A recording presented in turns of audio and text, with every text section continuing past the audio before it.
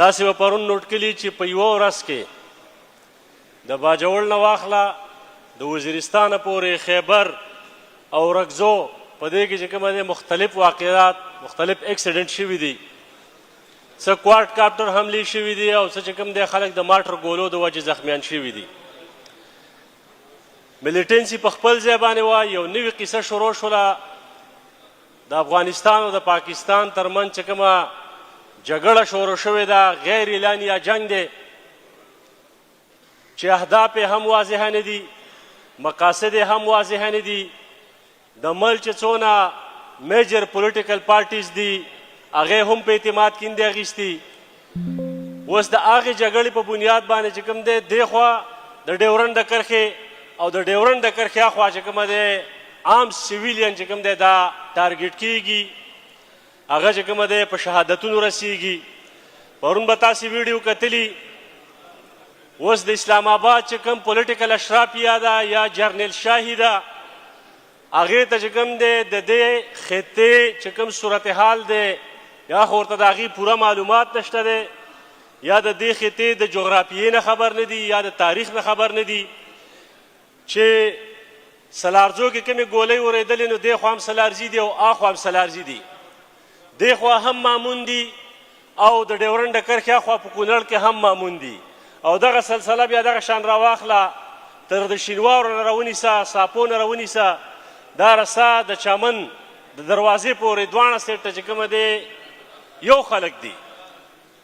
یو مسلمانان دي یو پښتانه دي یو افغانان دي اوس چې کله نه دا نوې قصه شروع شوې ده نو په دې باندې نه په دې هاوس کې خبره کیږي نه په الکترونیک میډیا کې څه خاص خبره کیږي او نه د دې حقیقت نه چې کومه دی څوک ولس خبروي چې پرون په باجوړ کې یا په خیبر کې او یا په کونړ کې کومې جنازې اوچتې شوي دي نو هغه زیاتره تعداد د ماشومانو دی زنانه دي او پاکې سپین ږیري دي په جنګ کې خو چې کوم دی دلته حفیظ صاحب ناست دی اسلام آباد کې او په کابل کې مولانا صاحب ناست دی یو ځان ته حفیظ صاحب وایي او بل ځان ته چې کوم دی مولانا صاحب وایي نو موږ ته دا تپوس کوو چې د شریعت په رڼا کې د قرآن او د حدیث په رڼا کې څه حکم دی په دې حوالې سره چې کله د دوو ملکونو جنګونه شروع شي نو په هغه کې ماشومان زنانه سپین ږیري دا خو د قرآن حکم دی چې هغې ته به نقصان نه رسوئ خو که موږ وګورو نو دوی په خپلو خپلو ځایونو کې محفوظ ناست دي د پبلک دی چې کومه دی هلته یو ډال جوړ کړی دی هیومن شیلډ یې جوړ کړی دی د پبلک د منځ نه توپخانه ولګوي لکه پرون په چارمنګ او ماموند کې د قوم د منځ نه توپخانه لګولې او ګولۍ وریشتلې او د هغه سره چې کومه د افغانستان هغه حکومت چې 20 کاله ورله دیو جدوجهد کاوه او رای وستل په کابل یې کېنول نو په هغه ورځ باندې هغه جنرل پیزمید په کابل په سرینا هوټل کې ودرېدل او د چایو کپ یې راغیستی او جشن یې مانځه چې موږ فتحه وکړله او د پاکستان غټو غټو پالیټیشن او پاټو چې کوم دی دا دعوې کولې چې یاره دا ډېره لویه فتحه وشوه زموږ خپله خلک راغله او دا په کابل کېناستل نن د هغه خلکو سره د پاکستان دا مقدره په څه باندې ورانه ده دا یارانه د 45 کالو ستاسو په څه شي باندې ورانه شوله چې ستاسې په دغه ورانه یارانه کې نن بیا پښتانه ماشومان زنانه سپین ږیري هغه چې کوم دی سفر کېږي هغه شهیدان کېږي هغه قتلیږي هره شپه چې کوم دی په سلارزو کې او په لغړۍ کې چې کومه دی ګولۍ ورېږي د هغه سیټ نه راوړي دوی د دې سیټ نه وراړئ هغوی د هغه سیټ نه راړئ یوه ړنده کاته روانه ده دا هدف یې معلوم نه دی یعنې چې ملیټري ټو ملیټري فایټ وشي په ګراونډ باندې پته ولګېږي خو عام ولس پکې سفر کېږي نو دا ډېره یو حساس ایشو ده ستاسې په علاقو کې هم چې کوم دی تاسې به نوټ کړي زه په دې وخت کې افسوس کوم چې کاش مولانا خانزیب شهید رحمت الله علیه ژوندی وی او یا مفتی منیر شاکر رحمت الله علیه شهید ژوندی وی او په دې وخت کې دې قام ته چې کومه دی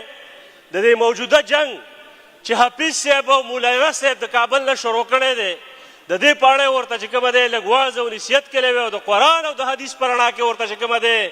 دلایل پیش کړي وی چې تاسې دا کم فساد شروع کړی په دې کې عام عوامو ته نقصان رسیږي عام عوام هم تباه و برباد کړل ما نه اکثر ملګري تپوس کوي جناب چیرمین صاحب دا خپل چې زمونږ د دې هاوس کوم معزز ممبران صاحبان دي په میټینګز کې مې اکثر ویني یا هم چې کوم دی په دې هاوس کې ویني چې یاره ستا هر وخت په دې مخ باندې داسې پیل کېږي چې ته ډېر زیات غوسې او ډېر زیات په ټینشن کې نو دا حقیقت دی چې په یو داسې معاشره کې موږ ژوند کوو چې هره ورځ بارود دی دماکې دي ټارګېټ کیلینګ دی اغوا برای تاوان دی دهشتګردي ده نو په خوف او ویره کې چې کوم دی زموږ ژوند دی زموږ د ولس ژوند دی نو په دا کې به چې کوم دی انسان په مخ باندې څه مسکا راولي څه خوشحالي به چې کوم دی په مخ باندې راولي مسکا خوشحالي خو چې کومه دی په لاهور کې چې کوم شهرین دي هغې راوستلی شي په کراچۍ کې چې کوم شهرین دي هغې راوستلی شي په اسلام آباد کې چې کوم شهرین دي هغه په مخ باندې مسکا او خوشحالي راوستلی شي دلته خو که موږ یو مثال ورکوټه غونته کې درکو هغه پاکستان کې یو انټرنل زما د کرکټ برکټ څه ډېر لګیم نه خو یو ټورنمنټ روان دی پی ایس ایل نامه ورته وایي هر کال کېږي د هغې میچ دلته په پېښور کې نه کوي یعنې دا صوبه انټینشني فیډریشن داسې ډیکلیر کړل ده که چې بس دا خو دوزخ دی چې هر څه پکې کېږي نو کېږي به خو دلته به د انټرټینمنټ دپاره یا د فنون لطیفه دپاره یا د سپورټس دپاره څه قسمه اکټیویټي نه کېږي نو زه د خپل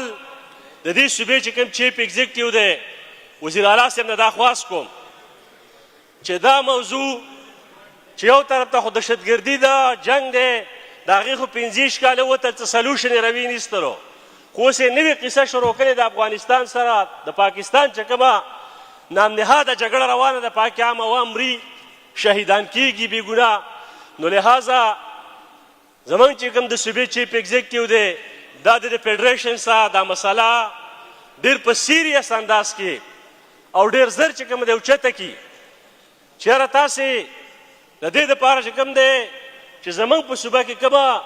حالات روان دي ولې د صوبې چې کومه حکومت دی یا دلته چې کومه اسمبلي دغه په اعتماد کې نه اخلئ یا د دې صوبې چې کوم پالیټیشن دي